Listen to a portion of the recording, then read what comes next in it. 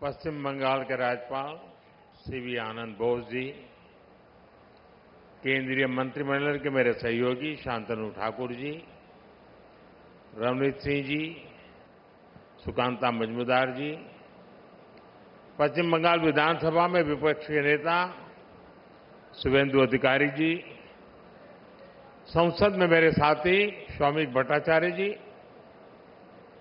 उपस्थित अन्य जनप्रतिनिधिगण, देवी और सज्जनों, आज एक बार फिर मुझे पश्चिम बंगाल के विकास को गति देने का अवसर मिला है। अभी मैं नोआपाड़ा से जय हिंद विमानबंदर तक कोलकाता मेट्रो का आनंद लेकर आया हूं। इस दौरान बहुत सारे साथियों से मुझे बातचीत करने का अवसर भी मिला। हर किसी को खुशी है कि कोलकाता का पब्लिक ट्रांसपोर्ट वाकई अब आधुनिक हो रहा है।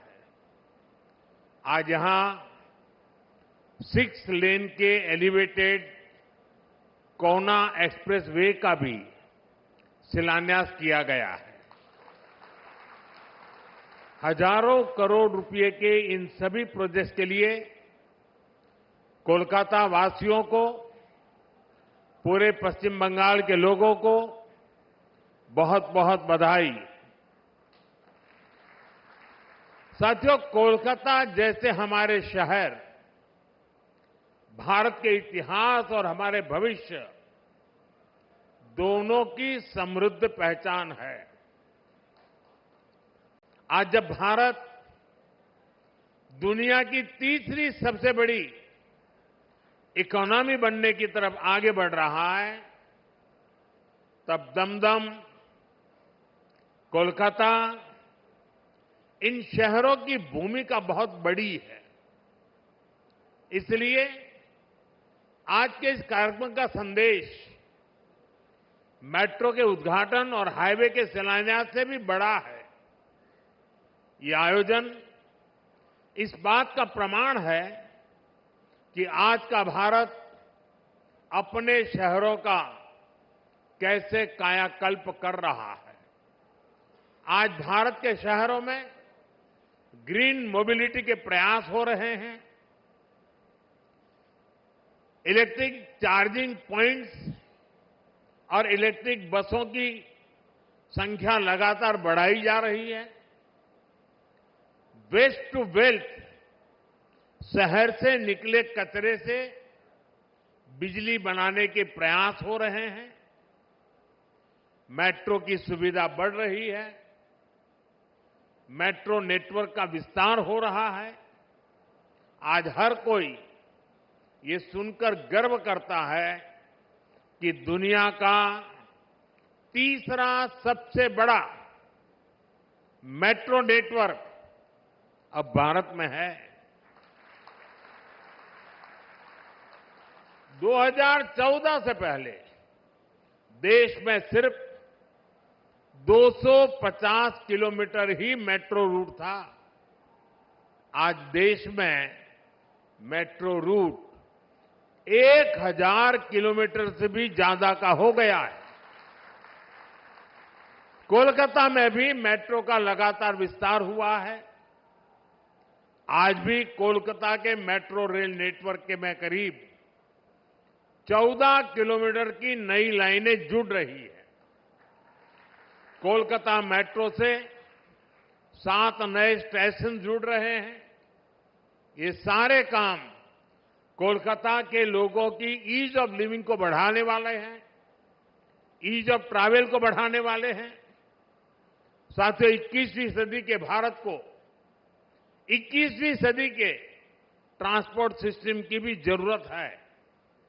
इसलिए आज देश में रेल से रोड तक, मेट्रो से एयरपोर्ट तक हम मॉडर्न ट्रांसपोर्ट फैसिलिटी डेवलप भी कर रहे हैं और उन्हें आपस में कनेक्ट भी कर रहे हैं। यानी एक शहर से दूसरे शहर तक लोगों को पहुंचाने के साथ ही हमारा प्रयास है कि उन्हें घर के आसपास तक सीमलेस ट्रांसपोर्ट मिले। और इसकी एक झलक हमें यहां कोलकाता की मल्टी मॉडल कनेक्टिविटी में भी दिखती है। जैसे आज हावड़ा और सियालदह जैसे देश के सबसे व्यस्त रेलवे स्टेशन अब मेट्रो से जुड़ गए हैं। यानी जिन स्टेशन के बीच ट्रैवल करने में पहले 1.5 घंटा लगता था, अब मेट्रो से कुछ ही मिनट लगेंगे। इसी तरह हावड़ा स्टेशन सबवे भी मल्टी मॉडल कनेक्टिविटी को सुनिश्चित कर रहा है। पहले ईस्टर्न रेलवे या सदर्न ईस्टर्न रेलवे से रेल पकड़ने के लिए लंबा चक्कर लगाना पड़ता था। ये सबवे बनने के बाद इंटरचेंज में लगने वाला समय कम हो जाएगा। आज से कोलकाता एयरपोर्ट भी मेट्रो से जुड़ गया है। यानी अब शहर के दूर दूर के हिस्सों से एयरपोर्ट पहुंचना आसान हो जाएगा। साथियों, भारत सरकार पश्चिम बंगाल के विकास के लिए हर संभव प्रयास कर रही है। आज पश्चिम बंगाल देश के उन राज्यों में शामिल हो चुका है जहां रेलवे का 100% बिजलीकरण हो चुका है। लंबे समय से पुरुलिया से हावड़ा के बीच मेमू ट्रेन की मांग कर रहे थे। भारत सरकार ने जनता की यह मांग भी पूरी कर दी है। आज पश्चिम बंगाल के अलग अलग रूट पर 9 वंदे भारत ट्रेनों का संचालन हो रहा है। इसके अलावा आप सबके लिए 2 अमृत भारत ट्रेन भी चल रही है। साथियों, बीते 11 साल में यहां भारत सरकार द्वारा अनेक बड़े हाईवे प्रोजेक्ट पूरे किए गए। बहुत सारे प्रोजेक्ट पर काम जारी है। जब 6 लेन का कोना एक्सप्रेसवे बनकर तैयार हो जाएगा तो इससे पोर्ट की कनेक्टिविटी भी बेहतर होगी। ये कनेक्टिविटी कोलकाता और पश्चिम बंगाल के बेहतर भविष्य की नींव को मजबूत करेगी। अभी तक के लिए इतना ही। साथियों, कुछ देर में यहीं पास में एक जनसभा होने वाली है। उस सभा में आप सभी से पश्चिम बंगाल के विकास और भविष्य पर विस्तार से चर्चा होगी और भी बहुत कुछ होगा।